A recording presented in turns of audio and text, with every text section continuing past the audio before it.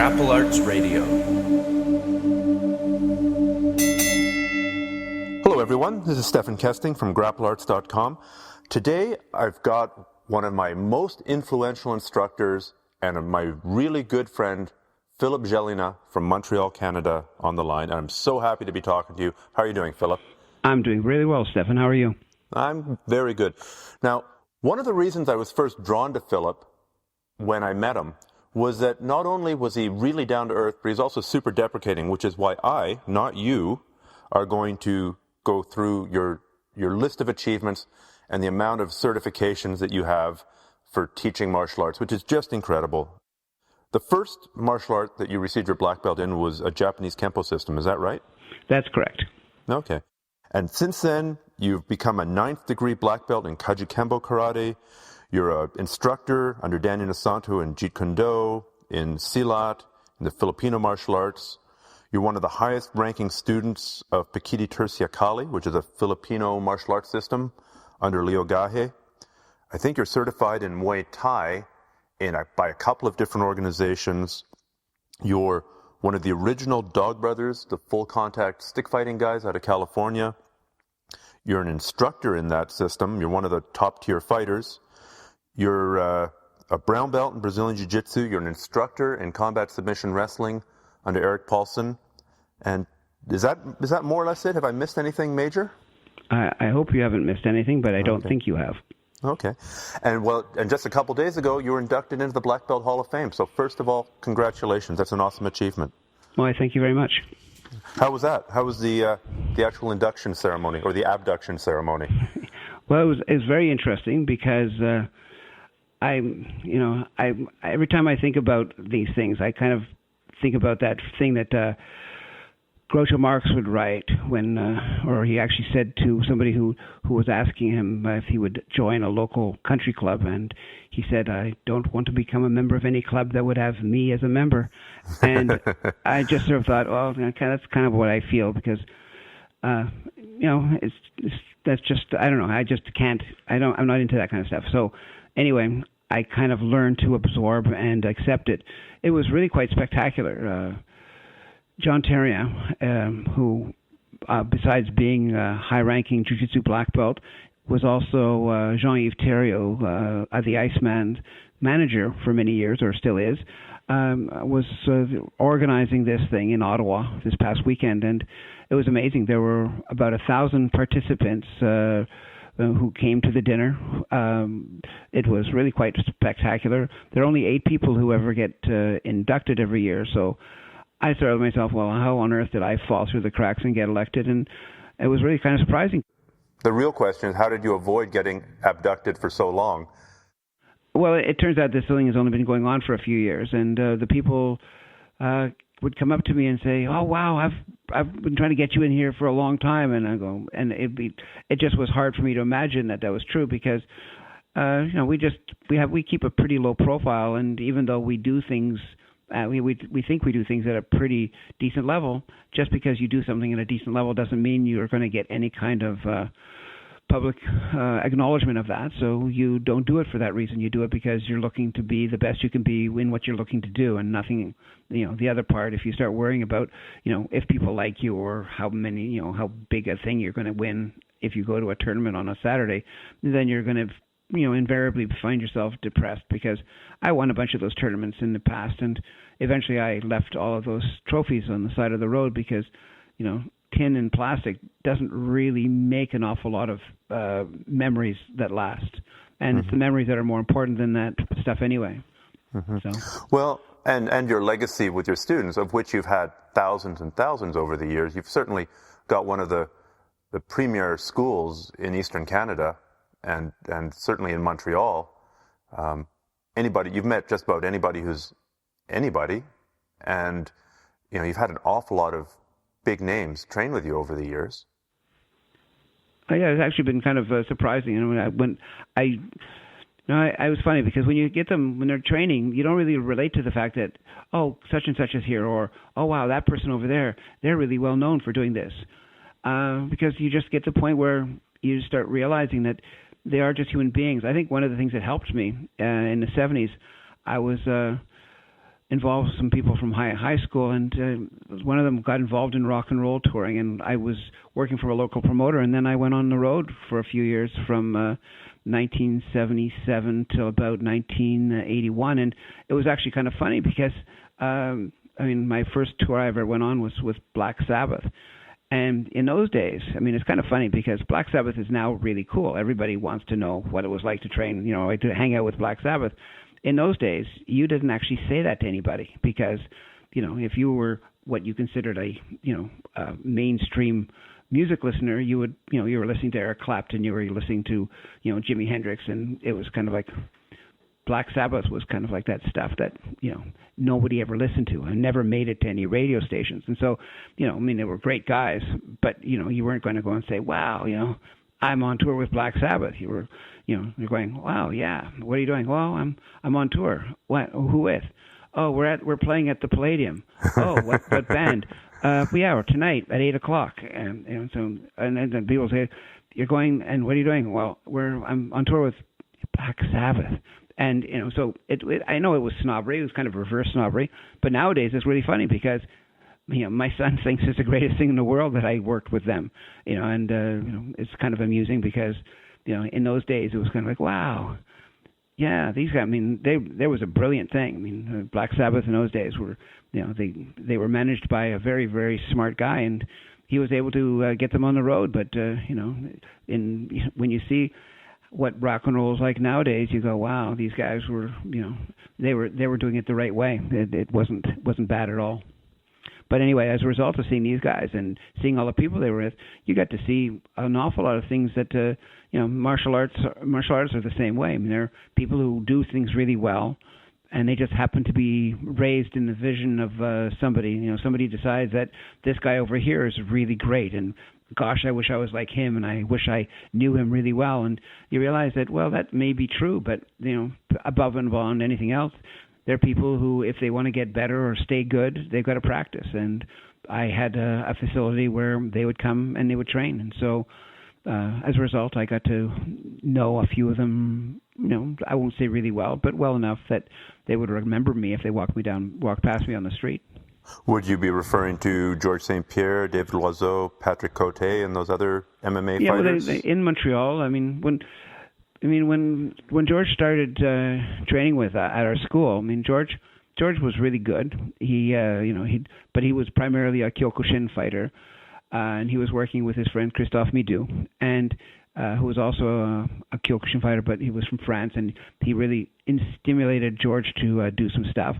And then when I hired one of the first black belts in Brazilian Jiu-Jitsu, who came to Montreal and started training, well, George came by because they were looking to get their jiu-jitsu better. And so Christophe and George and then eventually all the other guys came down to the school. And eventually George got his blue belt from Wagner through the Novignal group. And then things just went on from there. And George was with us for quite a while. And then when he left, after Wagner left, and we got another Brazilian black belt in. And then George came back and was with us for a while, and then but it was the same thing. When you have a lot of people who are advising you, which is talking in your ear and trying to get you to do what they think you should do, as opposed to somebody else thinks you should do, you eventually get things happen. And so George left. He left us, and then he got his he left us and got his brown belt from someone else, and then he came back and trained with us for a while, and then he left us again, and he got his black belt, and he hasn't trained at our school since that time. Mm-hmm. And you haven't toured with Black Sabbath in the recent past either? And I don't know where. I've been waiting for that phone call to come, but they just haven't bothered calling. So I'll put a good word in for you. So Thanks. So then this would have been an interesting stage in George's career, because he had already been fighting at this point, but he was, I wouldn't say was the complete fighter yet that he is now. Well, actually, it's if you look at the way George's techniques worked, the most definitive work that we did on his stuff. He, in the beginning, when he was working with Wagner, he was basically learning just the ins and outs. The side control, the arm bar, the rear naked choke, just the standard lexicon of terms that you have to learn if you're going to do it. When he came back to us again, what he was able to do is, because he already had done pretty well as far as learning how to do those basic techniques, and then he started doing, the people started getting better. I mean, at the beginning, it was, when you saw Royce in the UFC, it was just like, is he going to do a choke or is he going to do an armbar? I mean, there was not much choice. This was going to happen to you or that. And then people got better, and then all of a sudden he couldn't do those things to you. And so now it became somebody would grab your arm and maybe we would try to do an omoplata instead of something else, or maybe they'd go and do this instead of something else. And so when we were teaching George specific counters to specific techniques, and I would say that the stuff he learned in those days seems to have been what has stuck with him. I mean, he may be training with other people now, but the top game that he has had its early formations at our school. Okay. Well, that's really interesting. And when you refer to Royce, I mean, not to take anything away from the man, but that really was the triumph of technique over athleticism. And now we're dealing with fighters like, John Jones, Georges St Pierre, who are not only very, very technical, but also super athletes. They would do well in other sports as well. Well, I think but that's the thing about it. That's, I think, one of the reasons. I mean, we all say that, that's something that's come about. But I mean, when Art Davies and Rorion Gracie first put together the idea of this, it was based on what was happening in Brazil up to that time. I mean, they had the Vale Tudo fighting, and I mean, all these guys were fighting in Brazil, and it was kind of wild and crazy. But to appeal to the American audience, which is what it was all about with the UFC, you had to really give them something different. And you had to, of course, he had Rickson Gracie, who was a also great MMA fighter and great jiu-jitsu fighter. But if you put him up against all these guys and he won, everyone would go, yeah, but look at him. This guy's really buff. He's built. He's like awesome fighter. Of course he's going to win. I mean, there's no big surprise. He would have won anyway, even if he was just a soccer player. So by putting Royce in his kimono, a tall, not gangly, but definitely not packed with, all those muscles all the other guys had, and he was still able to take all of them down and basically submit them all one after the other, and as a result, successfully defend the title that Brazilian Jiu-Jitsu saw for itself. I mean, we have to realize that up to that time, the Gracies had some standing challenges in the Los Angeles area where they had their schools that they would take on anybody at any time, and that was successful at getting them some action, pretty badass. To break in. Say again? Pretty badass. Yeah, well, pretty badass, and you can still get an awful lot of those videotapes where somebody would go in there and there'd be some guy, and there were a lot of really, really well-known karate guys who took the challenge and found themselves wanting, and I was actually very fortunate because I was listening to that, and I had the same things of the other guys. Say, oh yeah, well, and of course, we all had this idea that yes, given the opportunity, we could win. Little realizing that what the Gracies did was, and they'd come up with this plan, this technique and it was based on fighting people who were trying to fight them, and they came up with this idea of how to make this stuff work. And there was nobody at that time who had a really, really good plan to counter it. And so for the first two UFCs, these guys were awesome, and they were just like nobody could beat them. But by the fourth and fifth, by that time, the other guys were starting. It's not like Brazilian Jiu-Jitsu got crushed to the dust, but there was no longer that kind of one-sided superiority. The learning curve was really steep, but it was acquired. American fighters went from being like, huh, what's happening? The wrestlers would not want to go to their backs, and now went to their backs. The guys who would do stuff, the strikers learned how to strike. I remember Demetrius Evans, Demetrius Edwards, the kickboxer, had his, he was the first guy that actually started successfully doing it. Then the wrestlers started bringing the ground and pound, and these are certain aspects that had never been thought of before. And these guys changed the face. Yes, the wrestlers were able to come in and do the clinch game, but they substantially changed the game. Even though, had it not been for the wrestling, had it not been for the jiu-jitsu, the situation never would have been a discussed point. But now strikers can strike they can strike, and they can have a striking fight.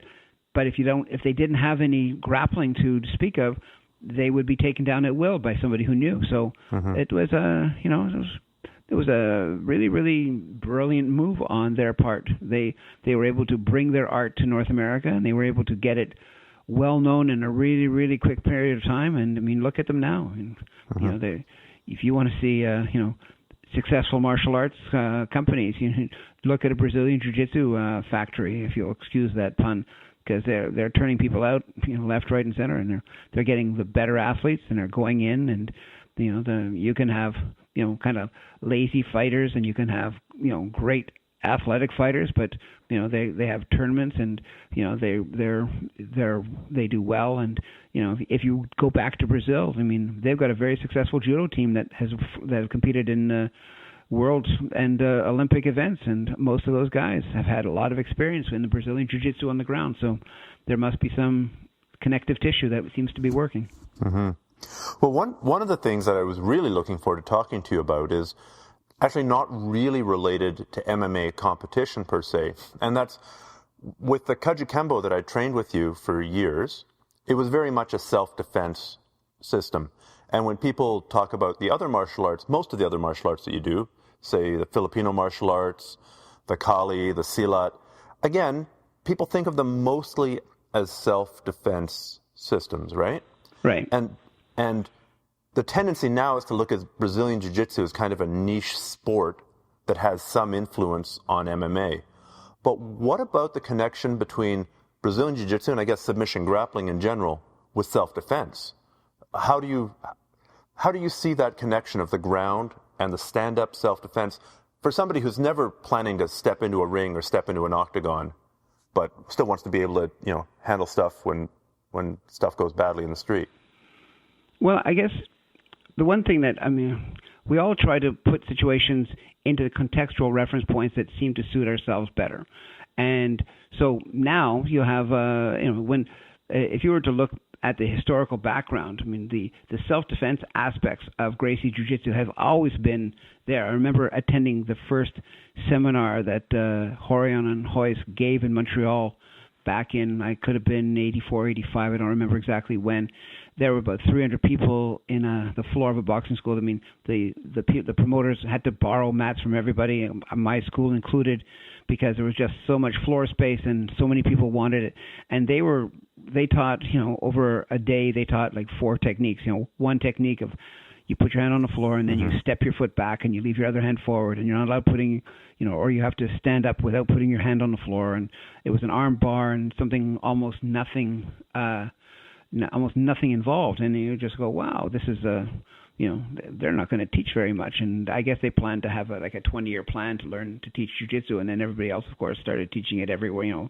I remember seeing some tapes, and there were some guys going, there's more than 4 times as many techniques as taught by those other guys, so it was like that. But I think what happened is that the self-defense was always a very strong part. The stories you hear about the bridge, not the bridge, but the beaches in Rio de Janeiro, and you go to the Copacabana bridges, it's like, or beaches, whenever there would be a fight between a jiu-jitsu guy and somebody else, there'd be a scrum. Everybody would be going around and screaming, jiu-jitsu, or whatever it was going to be, that luta libre and all those things.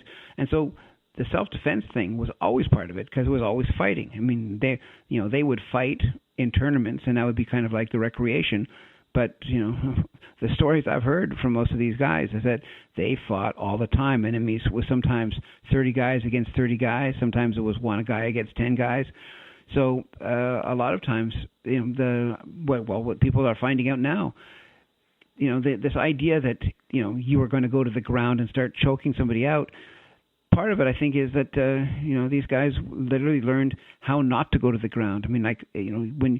If you were fighting 10 guys and, you got a choice. Okay, I could break 1 arm or choke 1 guy out, and then I'm on my back. I have this dead weight on top of me or something, and all of his friends are using me as soccer practice. And, quite honestly, Americans kind of don't realize this, but, in other countries other than those in North America, kicking with feet is a very natural, almost instinctive reaction because that's their major sport and that's what they do all the time. And so I hear those Brazilians are pretty good at soccer. This head as a soccer ball, they're probably less inclined to do it because whenever they've had the chance, to win every one of the 10 instead of the one, I'm sure they're just as, trying to score that goal just as easily as anybody else. And so I guess, what's happened now is that people, in a fighting thing, if you're a jiu-jitsu guy, of course you want to grab the guy and you want to pull him to the ground and put him in your guard or get on top of him and choke him out or do whatever it is you're going to do. But a lot of these guys are fighters and have been fighters since they were 4 years old. And I'm not talking about fighters in jiu-jitsu. They were in fighters in street fights. And so they know that that's not what you do. But of course, if you're marketing something, you're not going to market it to say, this is going to work really great, except for, so you're going to tell everybody this works all the time. And, even though you may not always do it, you're going to say that it works because it's a smart thing to do. But, nowadays, of course, everybody goes, there's no way that would work. And, they would bring up, how could you use jiu-jitsu against an atom bomb? That's ridiculous.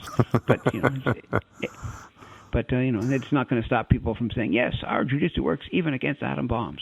So it's the same kind of marketing. It's if you insist on something, I'm sure there are enough people out there that will believe it. I mean, look at some of the stuff people buy on the internet, for goodness sakes.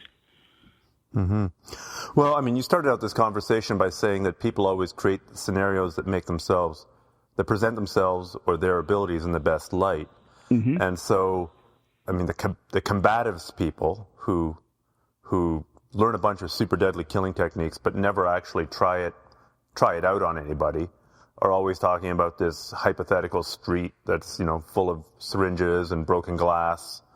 And, there's always a multi-person attack scenario. And, oh, by the way, the guy has, HIV and AIDS and leprosy and Ebola. I live in a city that's got a fair IV drug use problem. There's a lot of drug users around. I actually don't see syringes on the sidewalk every day. And if it did go to the ground, I think you've got more pressing concerns than worrying about, a piece of broken glass. I think your adrenaline will take care of that. Not to say that you should go there, but if you do end up there, God, you do need to have some kind of a plan. Well, I think that's exactly it. I mean, like your situation, I mean, a lot of people go to the ground in spite of whatever you're thinking about. I mean, like all of that stuff, you don't want necessarily go to the ground, but let's say, you're walking somewhere and you trip, and so you find yourself on the ground. And so what are you going to do? Say, hey, just a second, let me up. This isn't fair. We should fight fair. I mean, of course, no one's going to ever say that. They're going to take, they're going to be like a pack of hyenas. If they think that they can get you, they will get you. But just the same way, I mean, like, even though, on these nature shows, we always see these, either the moose or the deer, and there's some pack of wolves or some lions, and they're always attacking, and it's always much more spectacular to see the lions, taking the gazelle down by the neck, and all these little lion cubs eating, and or whatever they do. But I would probably say that if this was true, that this happened every time, there wouldn't be any gazelles, because they'd all be dead, right? Because they're all stupid and they all get caught every time they get attacked, which is not true. So most lions spend an awful lot of time trying to hunt. Why? Because they're not that successful. And the same thing with this. I mean, I remember watching a show, and it said, the great white shark looks at a seal as 30,000 calories, and maybe they only have 5,000 calories of energy that they can use in trying to catch the seal. So they're basically trying to trade up for more calories. And, sometimes they don't succeed. And so that's the thing. There's, the seals are there, and maybe we'll look at them as people are, walking down the street.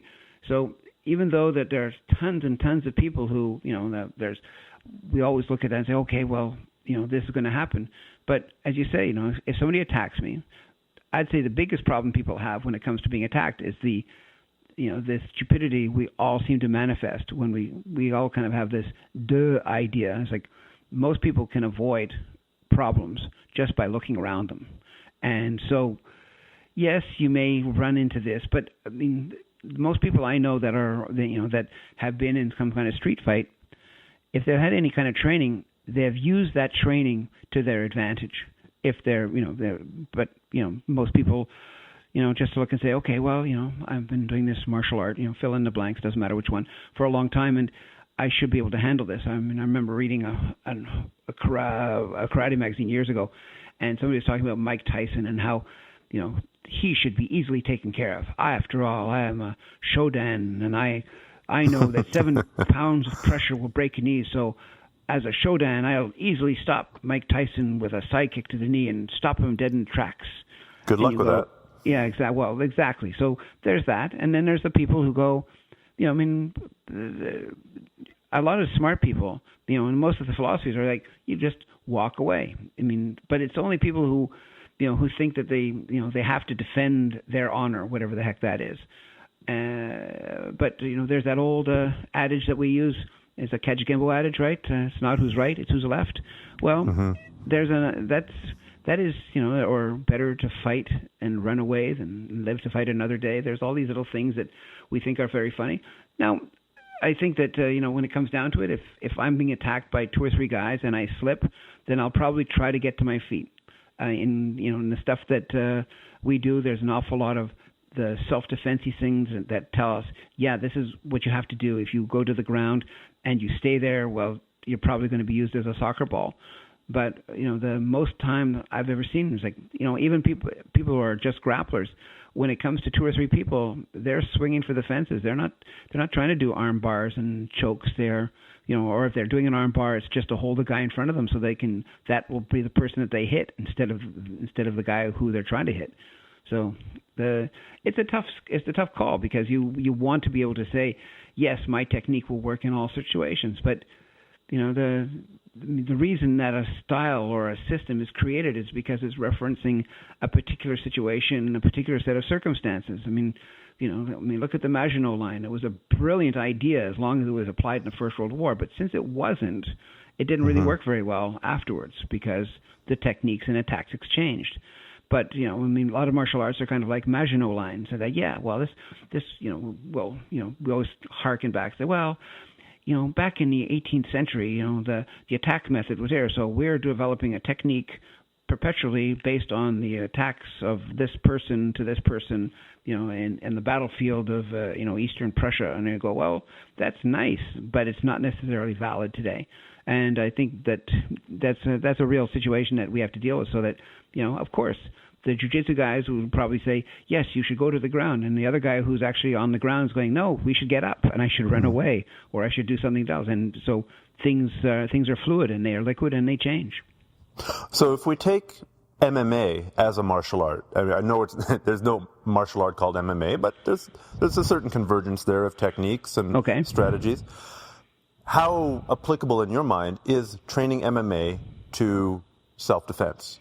Would you recommend it to somebody who wants to get better at self-defense? I would say it's very, very good. Why? Because the first rule of self-defense, if you were to use any of those Bruce Lee analogies, is physical conditioning. One of the things that he found when there was that article, I never met the man, so everything I'm doing is just paraphrasing what people have told me about this.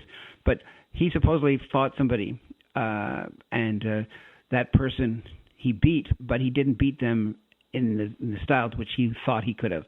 And he realized that the reason for that was because he was physically out of shape.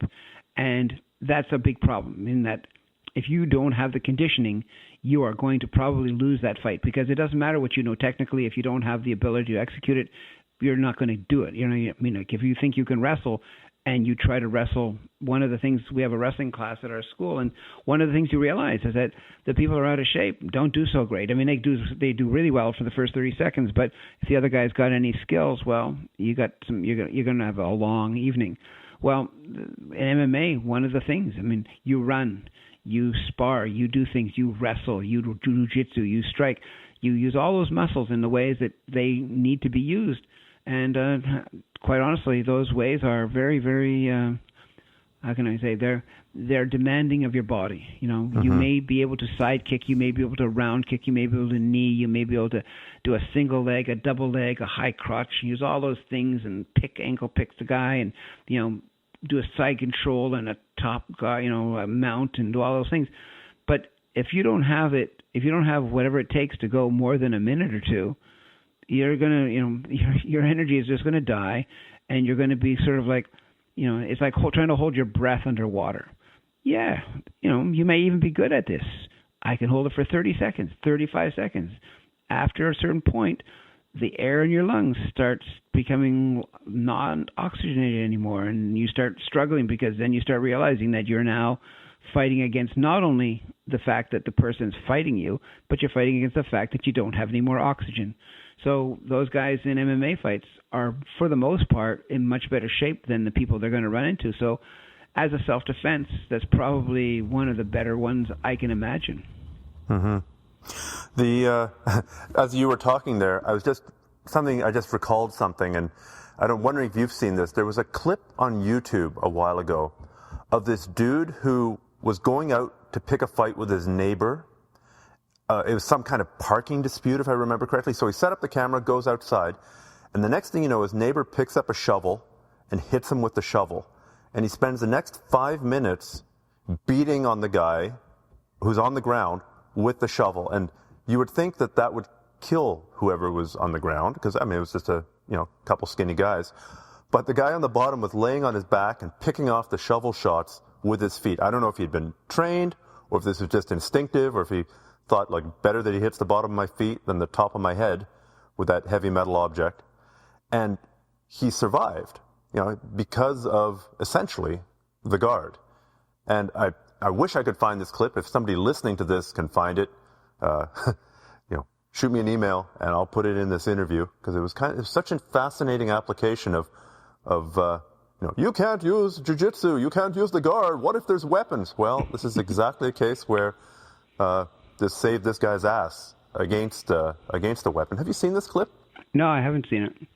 But I didn't realize that there was such a perfect illustration of what I was talking about. But yeah, but the thing is that if the guy was really tired, he eventually would have not been able to hold his leg up to stop the guy. Mm-hmm. So. I think probably in that case, both guys. One guy's getting tired of swinging the shovel, the other guy's getting tired of. Yeah. But so then, where do you?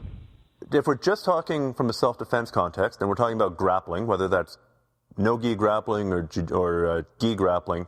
What about the weapons aspect? Because I know you as a dog brother, actually, I'll segue into this first, or I'll use this as an introduction first.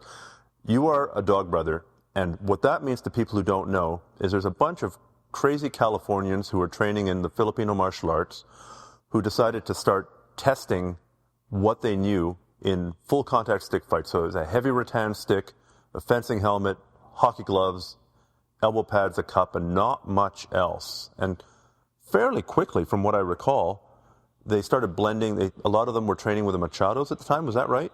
Yes, and they started blending the standing with the ground. I met through Mark Denny, who is the crafty dog. He's the guiding force of the Dog Brothers. That's what they, instead of calling chief executive officer, I guess the guiding force is his name. Anyway, he introduced me to Higan Machado. He actually did it surreptitiously. He said, I have a private lesson. Would you like to come by? And I was there with my wife, and he said, well, sure. Let's go by and see this Brazilian Jiu-Jitsu stuff. We'd all heard about it, but of course hadn't seen anything up close and didn't know. And Mark was the first person to actually have been introduced to this outside of the group. And so he invited me over, and I met Higan Machado, and it was like, oh yeah. And then about half an hour, Mark decided that, really, I'm getting tired. I'm like, Philip, why don't you take the last half of the private lesson? So I went, okay, I'll do that.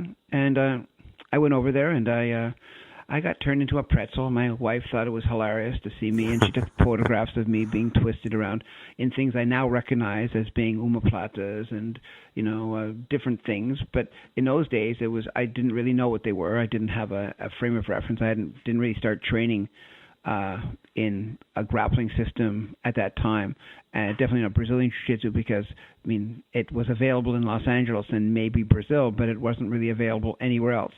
And so as a result, there was there was less chance of me ever running into it. But Mark wanted me to see, and he actually wanted me to see if I could bring the Machados up to Montreal, and I tried. But of course, I mean, now it's very funny because if you know this area, we have so much Brazilian Jiu-Jitsu with, what they say, you can't swing a stick without hitting a Brazilian Jiu-Jitsu practitioner now.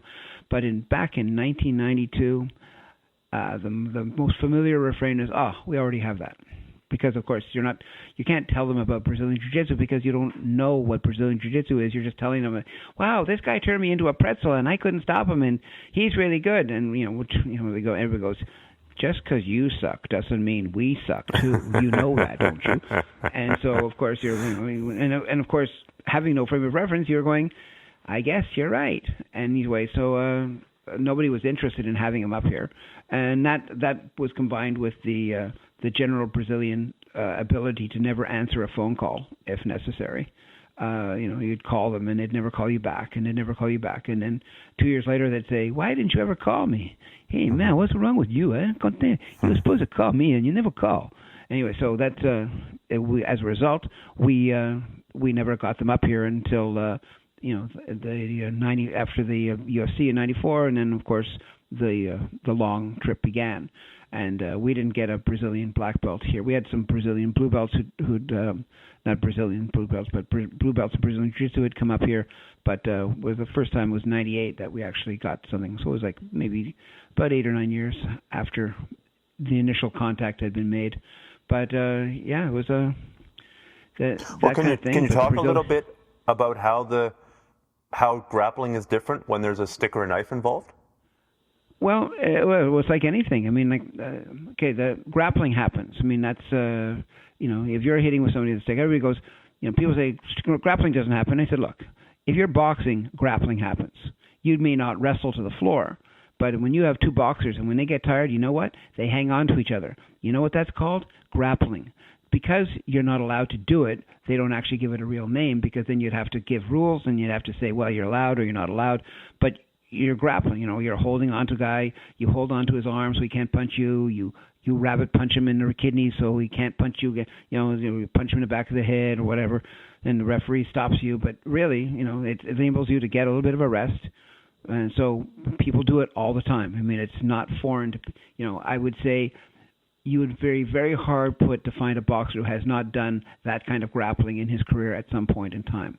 Mm-hmm. So when you get to a stick, it's the same thing. So you're isolating the hand that has the weapon, be it a knife, be it a stick, be it a sword.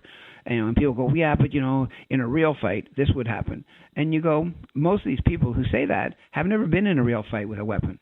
They can say what they want. I mean, sure, you can get really close to somebody, and if they've got the knife and they're really pulling you closely, and they're, inserting the knife into various organs, of course, your argument is going to sound very true. Oh, you shouldn't do this.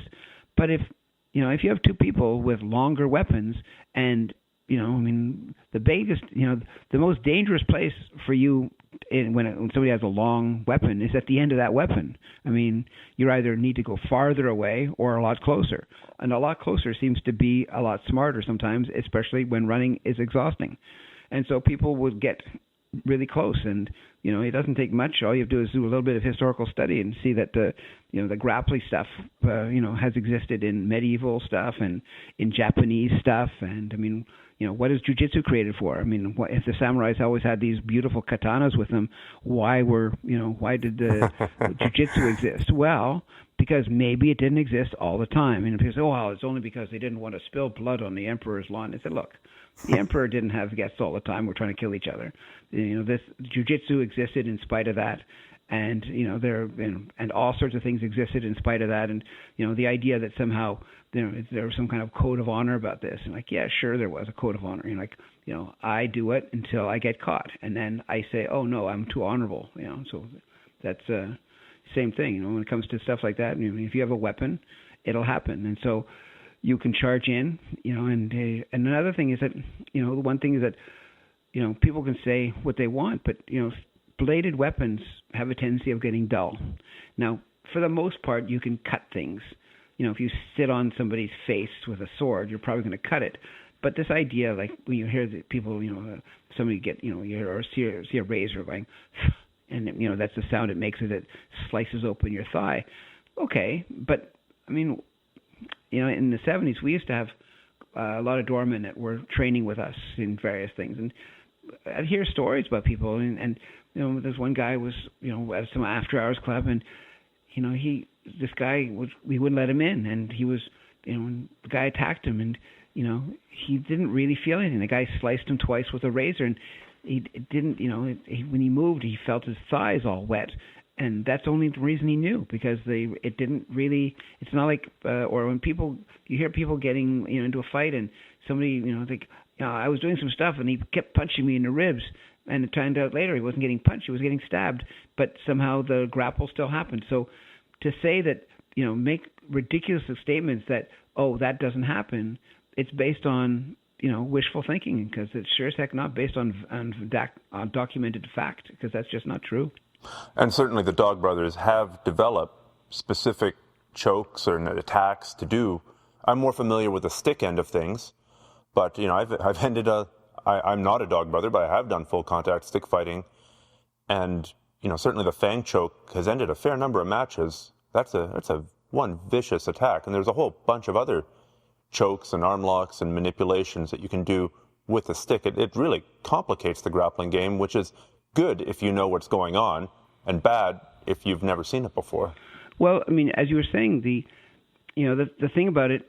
Okay, now I know you've had a really, the successes you've had in jiu-jitsu competition are based as much sometimes on your desire to illustrate certain points. I remember you telling me that you were once at a tournament and you were trying to illustrate a particular. You had created a lesson plan for something on video, and you wanted to have some things in the tournament that you would use to illustrate it, and so you were trying to not win a fight, but illustrate this technique and see how it was taught and how it was fought. And so you were running into trouble having with somebody who wasn't going along with your plan. Well, the reality is, for me anyway, that the one thing about for example, as you get better at executing arm bars, you also get better at stopping people from executing arm bars on you. So that's the thing. So if somebody's trying to do them, like when somebody comes at you, you've got somebody comes around and put their hand around your neck and they start driving into your neck with a with a butt end of their stick, and then it's really uncomfortable, and so you tap out. Well, a little while later, you're actually getting pretty good at this. The stopping of it. So you learn how to relax a bit. Somebody has your arm in an arm bar. Well, you see people and they're able to stop you. They're able to stop themselves from getting hurt by these things. And because the things that hurt are you stiffening up and going, oh no, it's not, so so if you can relax and be soft enough, you can actually stop people from doing it. And the little micro adjustments to you can change things, enough. And so and knife is no different. What's the difference between if you were a fencer, for example, most of these things are like tick tick tick bang, and one guy gets a score, but these are weapons that would not last in a battlefield situation. It's great, you have this 5-ounce épée or something like that, and it's great. So as long as the other guy has a weapon and everything's working electronically, we know that this guy won this match.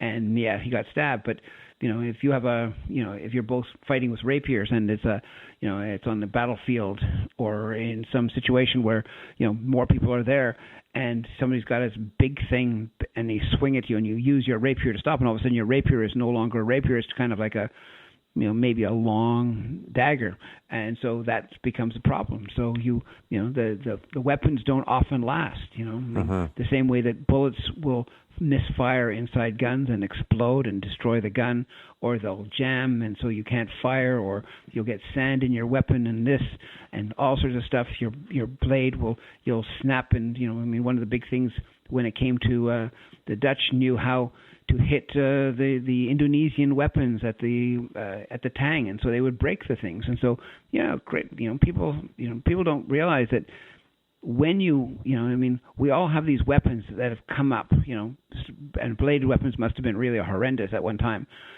and people figure out how to defend against them. When in the days when we had just muskets, we thought, wow, just imagine when bullets were invented. Like, wow, you can shoot right away. You don't have to spend a minute reloading. And then, you said more bullets and then you had Gatling guns. And my God, this is going to destroy everybody. And now you have, all sorts of electrically fired guns, and people adapt. So same thing. So if you never fought anybody, in a grappling situation with a weapon, you will probably find yourself getting your ass handed to you the first time if you fought somebody, because you don't have that experience. And then, look at now. Imagine if any of the mediocre, not even the good ones, the mediocre fighters fought if you take one guy who maybe has like a 5-5 record in the UFC and put him back in the original UFC, how do you think he's going to do? Oh, he's going to, at the very least, make it to the finals. Yeah, exactly. Why? Because he is the sum total of all that experience from all of those time periods, and not just he's not just saying, oh, I think maybe I can do this. It's like, no, nowadays they've managed to create this strange synthesis of attacking, and they've created ways from that attack into takedowns. I remember one of the things that amazed me with seeing Royce. He had that, kind of like that weird, like flip-floppy type of stance, almost kind of leaning back and your hands high in the air in this thing. And then he would do this kind of weird side kick. And it was so weird as a technique that the guys would look at it in kind of incredulous, like, awe, like, what the heck was that? And all of a sudden, this side kick would turn into some ridiculous technique. All of a sudden, bang, they would grab them. He was like run in, glom himself onto them, and then they kind of eventually pull the guy down so that he was on the ground. So either he'd pull the person down on top of them or pull him to the side. And then after that point, he would, because he had such great endurance, he would just slowly fight his way back to the top, and then the guy would either be armbarred or choked or something would happen. But, that was the way it happened in those days. And then people figured out what not to do, and they figured out what not to give, and they figured out how to get away, and people adapted. And, within, the fighting now changes. So getting back to the original question, what about, MMA? Well, MMA is probably the most adapted fighting system today, because it had to deal with that many, it wasn't like, well, we're going to add, tickling today. So no, it was basically anything went, and nowadays there's of course 5 pages of rules at the UFC, and originally there was nothing. You could poke a guy in the eyes, you could kick him in the groin, you could grab and pull his hair. They don't do that anymore. But even then, like most of that kind of stuff would just anger most of the modern MMA fighters. If somebody was there and you tried pulling their hair, you would probably, if the guy, the guy would probably get really angry and try to kill you. So, the sportiveness of it had been gone out. Well, I'm just, as you're talking about the bladed confrontations, I remember the very first Indonesian Silat VHS tape instructional that I ever watched. Yeah, remember the VHS tapes? I think it was Herman Suwanda, but I could be wrong. It started with this guy with a knife and a guy without a knife. And I was like, oh, okay, it's going to be knife defense technique. So the guy with the knife, who I think was Herman Suwanda, comes in and stabs the guy without the knife, and he defends by grabbing the knife holder's wrist. At which point, it turns out this isn't actually a video about defending yourself against a knife. This is a video of what to do when you've got a knife and you're trying to stab somebody, and they have the audacity to try and stop you by grabbing you. Here's all the different ways that you can free yourself from the grappling situation and turn it back into basically assassination or murder, which just goes to show there's an entirely different mentality. But they do acknowledge that these kind of tie-ups can happen, and I would hazard a guess that these kind of tie-ups happen way more often nowadays than they would have 10, 15 years ago when, you and I were going to have a fight. Okay, we'll stand back and it'll be your sidekick against my, reverse punch. So as technology changes, you have to expect that almost, that, you have to expect the clinch. And if you're not sparring, okay, so you're a super deadly knife fighter. You're a deadly, deadly, deadly, deadly knife fighter, but now you're in a clinch. That's fine. If all you want to ever do is knife, fill your boots. But for the love of God, make sure that you're doing some sparring on the ground with that knife. I think that it's an awful lot of fun to see people wrestling around and then throw a rubber or an aluminum knife on the mat and tell them that that's now in play. That really changes the grappling match. But what it doesn't change is the training method, which is still competitive, where you're trying to do something to someone and they're really trying to stop you. So we're kind of using the training method from Brazilian Jiu-Jitsu there, which is contested, constrained and contested competition. But now we're adding some of the, quote, combative elements into it. But we're still sparring it, as opposed to learning technique number 1, deadly killing technique number 2, and so on. Well, I think that's... I think the very fact that in jiu-jitsu you're doing the one thing, like your first thing you're trying to do is clinch onto somebody as hard as you can and, control them, to make them do something stupid, and then hopefully take advantage of that thing when they do that thing stupid, or you hope somebody grabs onto you incorrectly so you can base out and, counter that and find yourself in a more advantageous position. But, I mean, getting back to the stick fighting, the one thing that Mark has been working on lately is this. He's been taking all of these things he's been doing, and he's been working on something they call die less often, the DLO stuff, so that they try to use some logical techniques, some trainable things, and make them work so that people will be able to use them in a real situation. Because that's always the problem with a sporty type of thing. Because the sport thing becomes the aim, the training of the sport becomes the aim, and the application in personal ability to execute against a number of variables stops becoming as important. I mean, your ability to do a jumping flying armbar is more important than your ability to stop a guy from punching you in the head. So you go, wow, okay, I can do that. Okay, that's great. You can do that. You can do a jumping flying armbar. You probably will never need that in a self-defense situation. But, in a jiu-jitsu tournament, that's a pretty good thing to have, because if somebody happens to be susceptible, you don't have to worry. So if you do your jumping armbar and the guy steps back and falls on the mat, that's all that's happened. He's not going to go over to the side of the mat, grab that folding chair and try to hit you with it. He's going to sit there and, he's going to have to, whatever he's going to do has to be within the context of the rules. And so that becomes, okay, well, but the guy who's trying the jumping armbar, well, he's a physically fit young person, so he's going to get that, he's going to find out whether or not that works, and maybe it's going to work, and maybe it's not, I mean, I remember how judo changed when Eastern Europeans started getting into it. That flying armbar thing actually was an advent. It was created and upgraded, but it was starting to be used by I think it was Sambo the East crowd. Germans. Yeah. The East Germans using it because they were able to, that there were all these techniques that had been basically judo had started, but if you wanted to fight the Japanese on their turf, you couldn't do it. You couldn't just be a poor imitation of a Japanese fighter, because they had all of that stuff down.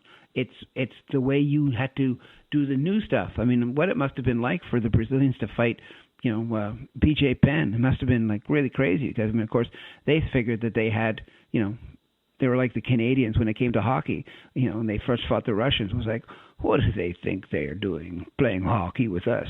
So then all of a sudden, poof, hey, guess what? I have a plan, and the plan seems to be working. So hey, let's go. So when it comes to stuff like that, there's that. So when it comes down to the Dog Brothers, the one reality is that that people are now able to do things that they couldn't do before. And the reason is because if you know what you have to look forward to, you're not going to be spending any time wasting your time worrying about that stuff. You're going to know that, okay, if he grabs my legs, this is what I have to do. I'm either going to be successful or not successful, but this is what I have to do. If he grabs my chest and back, this is what I have to do.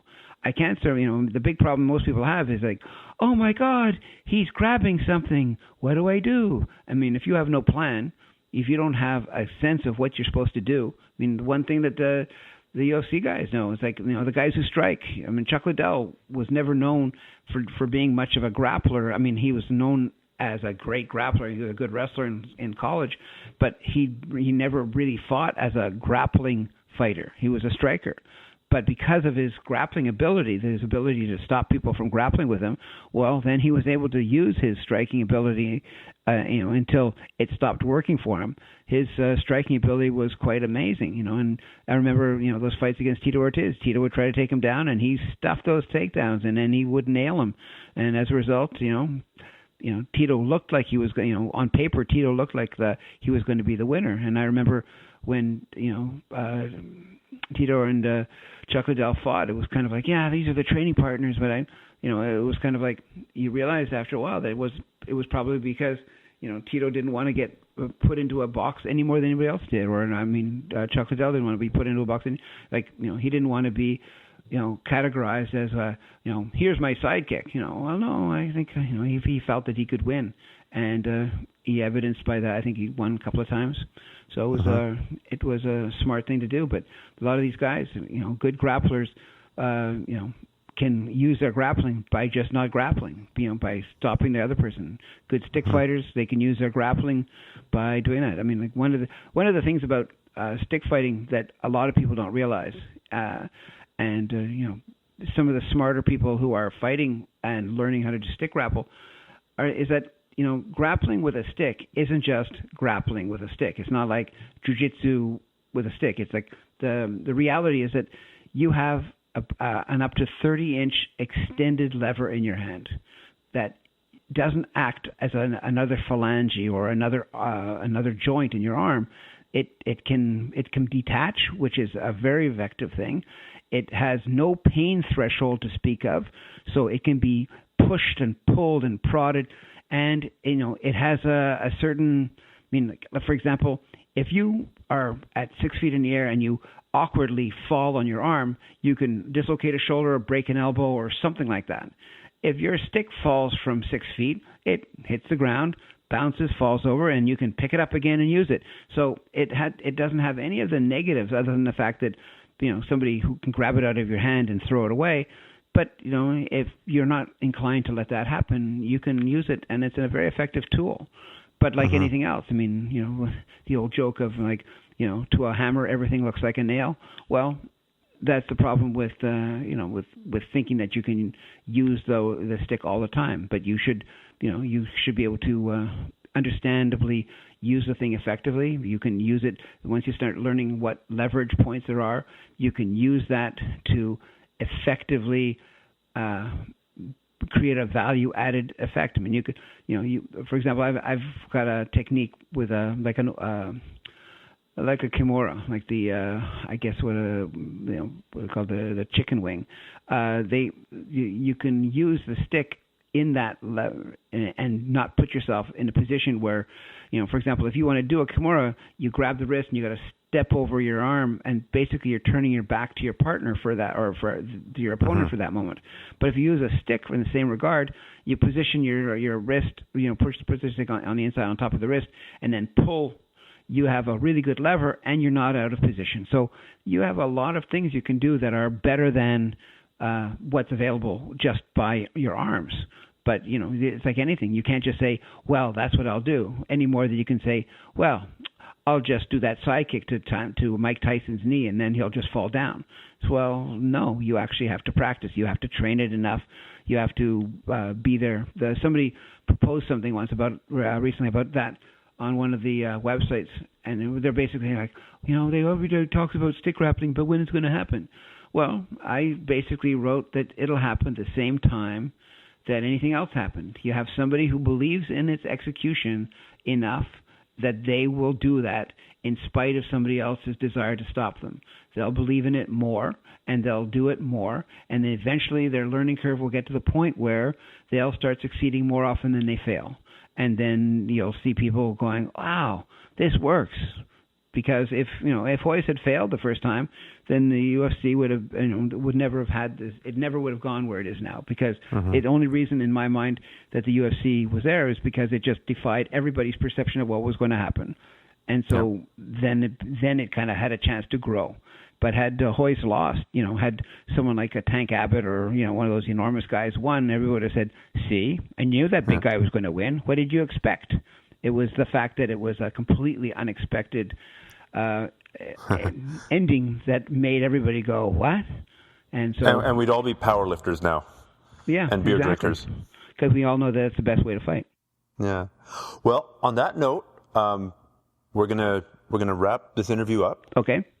So, Philip, if people want to train with you, either in the context of seminars or at your school, the Gelinas Academy of Martial Arts in Montreal, what's the best way to get a hold of you?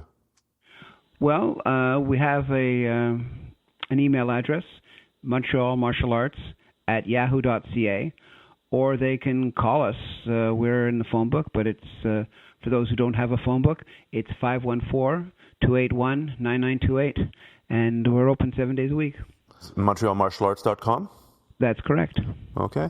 Well, thank you so much. I've really enjoyed this chat. I don't think we followed any single idea in a linear fashion, but I really enjoyed it, so I'm hoping other people enjoy it as well. Well, thank you very much for asking me on. I enjoyed it immensely. Have a great night. You too. Thank you very much. Podcast listeners, if you found this interesting or useful or entertaining, please pass this episode on to somebody else in your social circle or in your training circle. Surely there's somebody else out there who would also find it interesting. This is the way the podcast grows. It's an organic growth by people like you passing it on to their friends and the people that they know. I really, really appreciate this kind of sharing. So thank you so much in advance, and good luck with your training.